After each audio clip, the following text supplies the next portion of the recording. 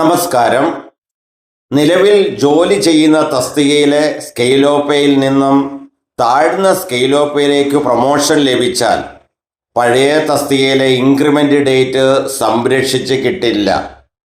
ഇങ്ങനെയുള്ള സാഹചര്യത്തിൽ റീഫിക്സേഷനും അർഹതയില്ല.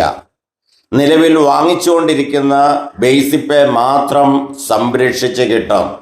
ഉദാഹരണത്തിന്, പ്രൈമറി ടീച്ചർ 15 വർഷത്തെ സീനിയർ ഗ്രേഡ് വാങ്ങിച്ചതിന് ശേഷം ഹൈസ്കൂളിലേക്ക് പ്രൊമോഷൻ വാങ്ങിച്ചു പോയാൽ, അതായത് പ്രൈമറി ടീച്ചർ സീനിയർ ഗ്രേഡ് സ്കെയിലോപ്പേ 43,400, 91,200.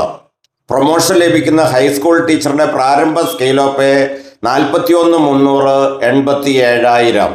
ചുരുക്കത്തിൽ, ഉയർന്ന സ്കെയിലോപ്പയിൽ നിന്നും താഴ്ന്ന സ്കെയിലോപ്പയിലേക്ക് പ്രൊമോഷൻ ലഭിച്ചാൽ KSR volume 1 part first rule 37B പ്രകാരമാണ് ശമ്പളം നിർണ്ണയിക്കുന്നത്. ഇതുപോലെ മറ്റൊരു ഉദാഹരണത്തിലേക്ക് പ്രവേശിച്ചാൽ, ഹൈസ്കൂളിൽ 15 വർഷത്തെ സീനിയർ ഗ്രേഡ് വാങ്ങിക്കുന്ന ഒരു അധ്യാപകൻ സ്കെയിലോപ്പേ 50,200, 10,53,00 എന്ന് വാങ്ങിച്ചുകൊണ്ടിരിക്കുന്ന വേളയിൽ ഹയർ സെക്കൻഡറി ജൂനിയർ തസ്തികയിലേക്ക് പ്രൊമോഷൻ ലഭിച്ചാൽ, അതായത് 45,600, 95,600 എന്ന താഴ്ന്ന സ്കെയിലോപ്പയിലേക്കാണ് പ്രൊമോഷൻ ലഭിക്കുന്നതെങ്കിലും KSR volume 1 part first rule 37B പ്രകാരമാണ് ശമ്പള നിർണയം ലഭിക്കുന്നത്. റൂള് 37B പ്രകാരം നിലവിൽ വാങ്ങിച്ചുകൊണ്ടിരിക്കുന്ന അടിസ്ഥാന ശമ്പളം, അതായത് ബേസിക് പേ, തുടർന്നും സംരക്ഷിച്ച് കിട്ടും. പ്രൊമോഷൻ കിട്ടി നേരെ 1 വർഷം കഴിഞ്ഞ് അടുത്ത ഇൻക്രിമെൻ്റ് ലഭിക്കൂ. അതായത് പഴയ പോസ്റ്റിലെ ഇൻക്രിമെൻ്റ് ഡേറ്റ് സംരക്ഷിച്ച് കിട്ടില്ല. പ്രൊമോഷൻ തീയതിയുടെ അടിസ്ഥാനത്തിലായിരിക്കും തുടർന്നുള്ള ഇൻക്രിമെൻ്റ് ഡേറ്റ്. ഇങ്ങനെയുള്ള സാഹചര്യത്തിൽ റീഫിക്സേഷനും അർഹതയില്ല. പഴയ തസ്തികയിലെ ഇൻക്രിമെൻ്റ് ഡേറ്റ് തുടർന്ന് പുതിയ തസ്തികയിൽ ഇൻക്രിമെൻ്റ് ലഭിക്കില്ല.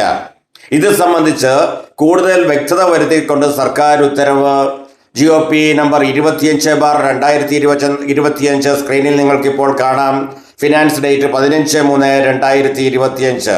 ഉത്തരവ് പൂർണ്ണമായും ഡിസ്ക്രിപ്ഷനിലുള്ള ലിങ്കിൽ ലഭ്യമാണ്. സ്പെഷ്യൽ റൂൾ പ്രകാരം ഹയർ സ്കെയിലോപ്പയിൽ നിന്നും ലോവർ സ്കെയിലോപ്പയിലേക്ക് പ്രൊമോഷൻ കിട്ടിയാൽ ബേസിക് പേ സംരക്ഷിച്ച് കിട്ടും, എന്നാൽ ഇൻക്രിമെൻ്റ് ഡേറ്റ് സംരക്ഷിച്ച് കിട്ടില്ല എന്ന് ഉത്തരവ് പറയുന്നു. റീഫിക്സേഷനും അർഹതയില്ല. അതായത് പ്രൊമോഷൻ ഡേറ്റ് ആയിരിക്കും തുടർന്നുള്ള ഇൻക്രിമെൻ്റ് ഡേറ്റ്. ഉത്തരവിൽ പറയുന്ന മറ്റൊരു പ്രത്യേകത കൂടി ശ്രദ്ധിക്കുക. പ്രൊമോഷൻ കിട്ടിയപ്പോൾ നടത്തിയ ഫിക്സേഷൻ്റെ നടപടിക്രമങ്ങൾ ബന്ധപ്പെട്ട കൺട്രോളിംഗ് ഓഫീസേഴ്സ് രേഖാമൂലം അംഗീകരിച്ച് നൽകിയിട്ടുണ്ടെങ്കിൽ അങ്ങനെയുള്ളവർ ഇതിൻ്റെ പേരിൽ വാങ്ങിയ തുകകൾ തിരിച്ചടയ്ക്കേണ്ട. കാരണം ഉത്തരവിൻ്റെ അവസാന ഭാഗം കണ്ടാൽ അവസാന ഭാഗത്ത് പറയുന്നു, past cases settled will not be reopened. ഉത്തരവ് തീയതിയായ 15/3/2025 മുമ്പ് ഇങ്ങനെ ഉള്ള പ്രൊമോഷൻ്റെ ശമ്പള നിർണയ നടപടികൾ രേഖാമൂലം കൺട്രോളിംഗ് ഓഫീസർ സാങ്ഷൻ ചെയ്ത് നൽകിയിട്ടുണ്ടെങ്കിൽ തുടർ നടപടികൾ വേണ്ട എന്ന് ഉത്തരവ് വ്യക്തമാക്കുന്നു. അതല്ല, ഇങ്ങനെയുള്ള സാഹചര്യത്തിൽ ഫിക്സേഷൻ നടപടിക്രമങ്ങൾ യാതൊന്നും പൂർത്തിയാക്കിയിട്ടില്ല, കൺട്രോളിംഗ് ഓഫീസറിന് ഒരു പ്രപ്പോസലും കൊടുത്തിട്ടില്ല, കൺട്രോളിംഗ് ഓഫീസറുടെ സാങ്ഷൻ കിട്ടിയ രേഖ ഇല്ല എങ്കിൽ ഇങ്ങനെയുള്ളവർ അധികമായിട്ട് വാങ്ങിയ തുക ഉടനെ തിരിച്ചടയ്ക്കേണ്ടി വരും. Thank you.